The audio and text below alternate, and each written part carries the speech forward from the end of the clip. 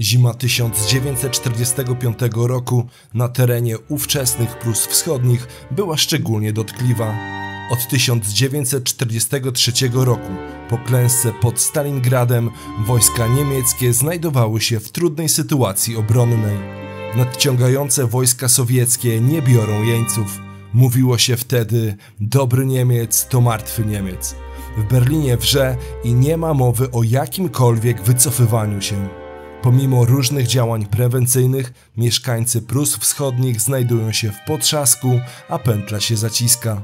Czy Niemcy mieli szansę utrzymać się na tych terenach dłużej? Jak przebiegała ewakuacja ludności cywilnej i wojsk zimą 1945 roku? Wreszcie jak z cywilami postępowała nadchodząca Armia Czerwona? Na te pytania postaramy się odpowiedzieć w dzisiejszym odcinku. Dzień dobry wieczór, ja jestem Rafał Jan Krause, a to jest kanał Stary Ziomek i Morze. I zapraszamy Ciebie do opowieści o dramatycznych wydarzeniach na Zalewie Wiślanym, które miały miejsce na początku 1945 roku.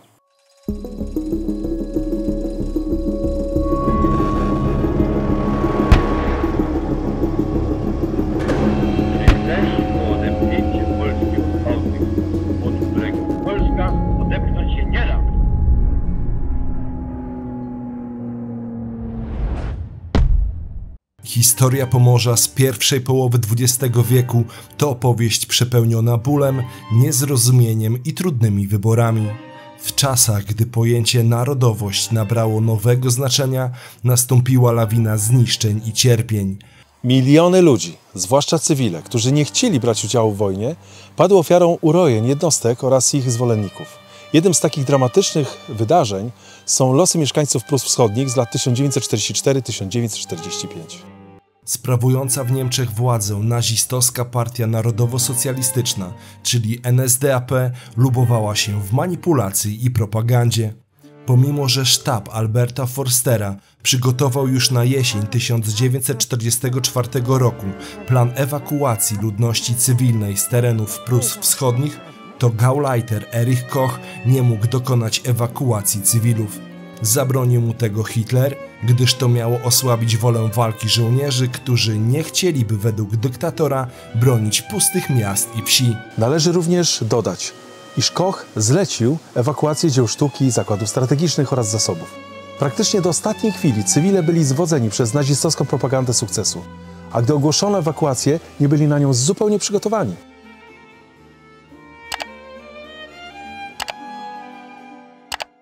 Ludzie uciekali specjalnymi pociągami w kolumnach marszowych, pojazdami, wozami, a także pieszo. Od końca stycznia do początku maja 1945 roku ewakuowano drogą morską na zachód 2 miliony ludzi w ramach operacji Hannibal, ale po drodze zginęły tysiące osób podczas ostrzału, zwyciężenia od mrozu i odniesionych ran. W tamtych czasach bohaterstwo splatało się często z tchórzostwem, odwaga z lękiem, a szlachetność z egoizmem. Podczas pakowania dochodziło do przykrych scen. Ludzie kłócili się, kto co może wziąć, kto z kim jechać. Płynęły łzy, sypały się przekleństwa, ale nadal nikt nie wiedział, dlaczego trzeba tak nagle wyruszać. W trakcie tego zamieszania na niebie pojawiło się 6 rosyjskich samolotów szturmowych. Podczas 2 nalotów ostrzelały budynki kilkoma seriami z karabinów maszynowych. Nikt nie został ranny. Połowa ludzi ukryła się w piwnicy i już nikt nie chciał stamtąd wyjść.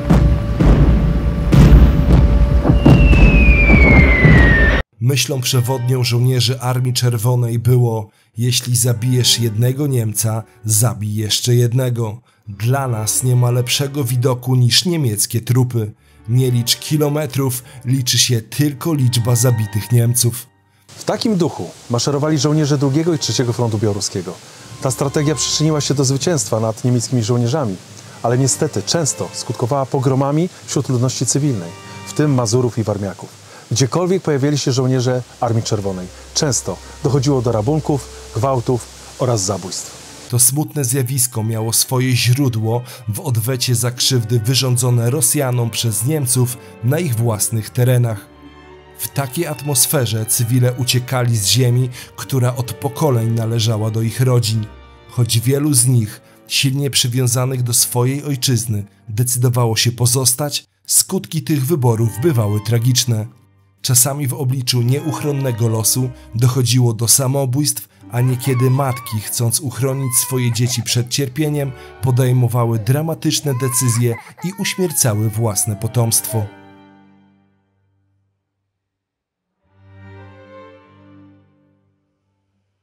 Romalm z kolumną wozów gotowych do marszu czekał już od 3 godzin w majątku Sitno na dużym dziedzińcu pomiędzy stodołami. Załadowano 16 wozów, konie stały zaprzężone, ludzie ogrzewali się w izbach dla służby, ale wciąż nie nadchodził rozkaz ewakuacji. Co 10 minut Romalm próbował dodzwonić się do naczelnika lokalnych władz. Nikt nie odbierał. Około południa wysłał do Januszkowa konnego, żeby dowiedzieć, co się stało. Po około godzinie posłaniec wrócił z informacją, że naczelnik zawiózł rano żonę i dzieci na dworzec i ostatnim pociągiem razem z nimi odjechał.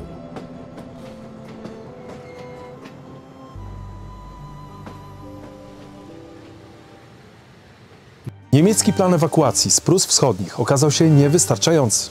Ślepa wiara w swojego przywódcę przyniosła tragiczne skutki dla cywilów. Czując zbliżający się front, porzucali oni pośpiesznie swoje domy, zabierając ze sobą najcenniejsze przedmioty. Kiedy Armia Czerwona zajmowała miejscowości wokół Zalewu Wiślanego, większość dróg ucieczki zostało odciętych, pozostawiając jedynie porty i zamarznięty zalew.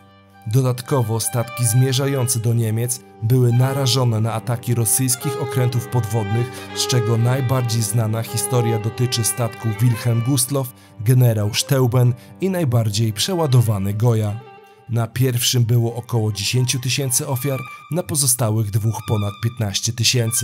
Łącznie szacuje się liczbę ofiar tych 3 statków na ponad 25 000. Nadmieńmy, że na Titanicu zginęło 1500 osób.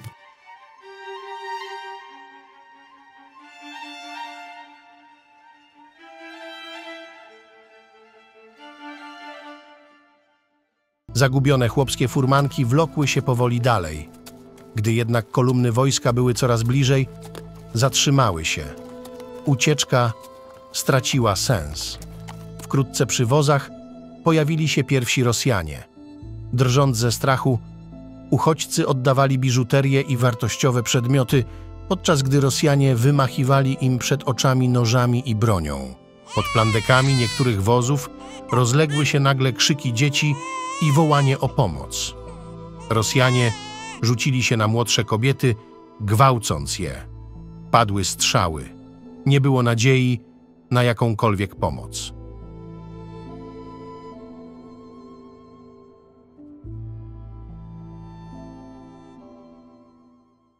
Tysiące cywilów kierowało się w stronę zalewu.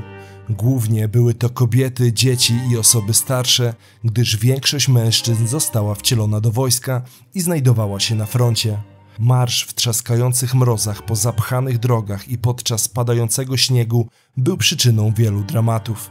Ludzie pozbawieni sił zamarzali na drogach, gubili się w chaosie, którego dopełniał ostrzał sowieckiej artylerii. Salwy armat nie ustawały nawet w momencie, gdy ludzie docierali na zamarznięte wody Zalewu Wiślanego.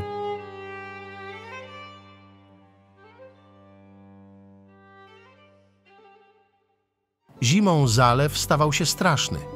Wraz z nastaniem pierwszych tęgich mrozów jego głębokie na 2 do 4 metrów wody szybko zamarzały.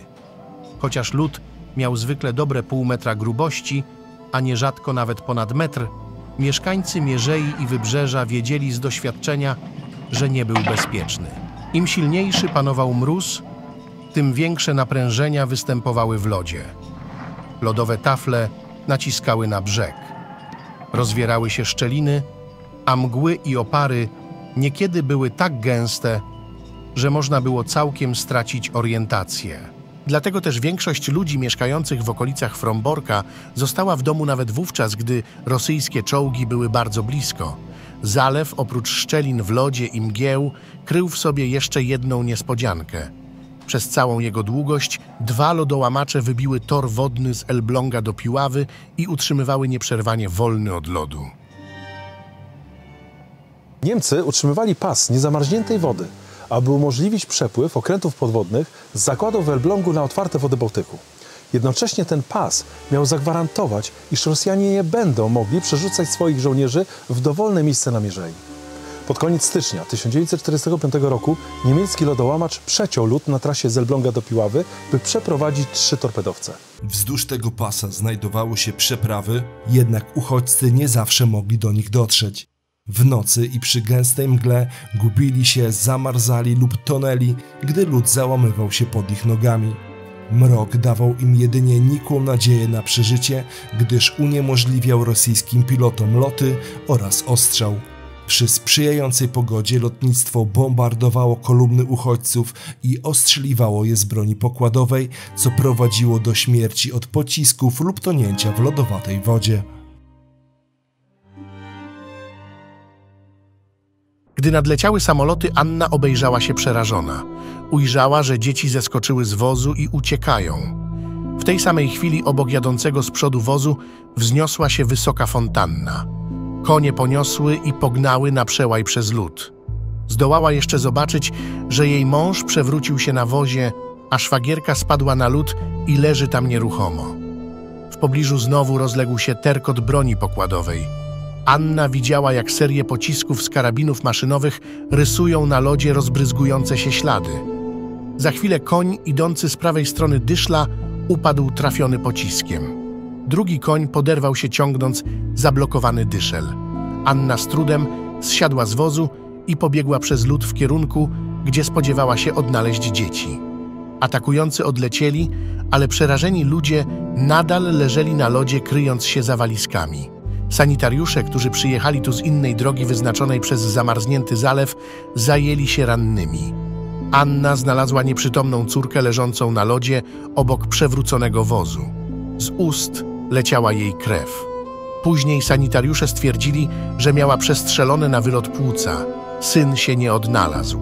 Najprawdopodobniej wpadł do przerębla i się utopił. Mąż Anny i szwagierka również zginęli tego dnia.